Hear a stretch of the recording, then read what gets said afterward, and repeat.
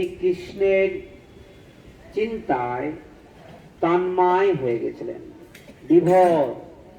এই জন্যেই রাধারানীর বর্ণটা কৃষ্ণের মতো হয়ে গেছে। যখন গোবর্ধন লীলা করেছিলেন ভগবান, তখন গোবর্ধন ভগবান যখন সেই গোবর্ধনের উপরে উঠেছিল, মার হাতে যশোদানন্দন কৃষ্ণ ছিল, সেই যশোদানন্দন কৃষ্ণ আবার গোবর্ধনে তিনি একই রূপ গোবর্ধন লীলা করেছিলেন। কিন্তু সন্তান যতই চালাকি করুক, মার হাতে কিন্তু ধরা পড়ে। মা যশোদা দেখছেন যে গোপাল যেমন তার রূপ দেখতে, একই রূপ গোবর্ধনের রূপ দেখতে, কারণটা কি? জিজ্ঞাসা করেন, গোপাল তোর ভগবান তোর মতন কেন দেখতে? গোপাল চিন্তা করলেন, মা তো ধরে ফেলেছে আমাকে। বল, মা জানো তুমি যে জল দিয়ে প্রতিদিন আমাকে স্নান করাও, আমার ভগবানকে আমি সেই জল দিয়ে স্নান করাই। মাকে একটা ধাক্কা দিয়ে দিলেন যাতে মা বুঝতে না পারে। তো ভগবান ঠিক এরকম তিনি লীলা করেন। কিন্তু যারা ভগবানের যারা 5টা ভাবে যারা ভগবানকে আরাধনা করেন, সেই ভাবেই ভগবান যেমন বাৎসল্য প্রেম, ব্রজবাসীদের কাছে ভগবান লোকাতে পারে না, অভক্তের কাছে ভগবান চালাকি করতে পারে।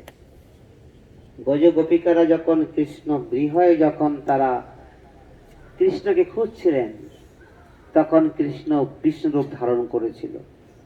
তখন ব্রজ বধূরা সেই বিষ্ণুকে দেখে বলছিল, বিষ্ণু তুমি কি জানো আমাদের কৃষ্ণ কোথায় গিয়েছে? তারা বিষ্ণুকে ভগবান বলে জানেন না। কিন্তু রাধারানী যখন আসছিলেন, তো বিষ্ণু তো 4 হাত, যখন রাধারানী আসছিলেন তখন বিষ্ণু 2 হাত আস্তে আস্তে ভিতরে ঢুকে গেছে। রাধারানীর কাছে চালাকি আর করতে পারেন না ভগবান। অভক্তের কাছে ভগবান পারেন, ভক্তের কাছে পারেন না। তো যখন মহাপ্রভু তিনি এই নীলাচল ধামে আসবেন, এটা গদাধর পণ্ডিত তিনিও এই জায়গায় আসলেন। কিন্তু মহাপ্রভু স্থির করলেন তিনি এই পুরীধাম ছেড়ে আর যাবেন না, তিনি এই পুরীধামে থাকবেন। তাই কি করলেন, গদাধর চিন্তা করলেন যে আমি ক্ষেত্র সন্ন্যাস নেব। ক্ষেত্র সন্ন্যাস নিলে আমি সবসময় মহাপ্রভুর দর্শন পাবো।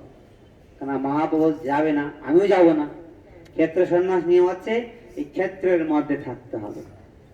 কিন্তু মহাপ্রভু যখন একবার তিনি এই ক্ষেত্র পুরীধাম ছেড়ে যখন তিনি নবদ্বীপে কাননাশ্রে যাচ্ছিলেন, বৃন্দাবনের উদ্দেশ্যে যাত্রা করেছিলেন মহাপ্রভু, তখন গদাধর পণ্ডিত মহাপ্রভু পিছিয়ে পিছিয়ে যাচ্ছেন। গদাধর, তোমাকে তো এখানে যাওয়া নিষেধ, তুমি এখানে থাকো, তুমি তো ক্ষেত্র সন্ন্যাস নিয়েছো। গদাধর বলছে, রাখো তোমার ক্ষেত্র সন্ন্যাস, তুমি যেখানে নাই সেখানে আমি থাকবো না।